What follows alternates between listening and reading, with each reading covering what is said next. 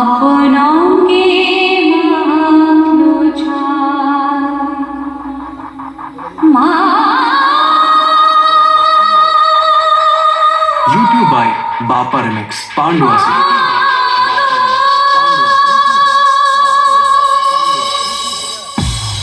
এখানে উপস্থিত সকল দর্শক বন্ধু এবং সকল সাউন্ড লাভারদের ডিজে বাপ্পা রিমিক্সের তরফ থেকে অনেক শুভেচ্ছা ও অভিনন্দন।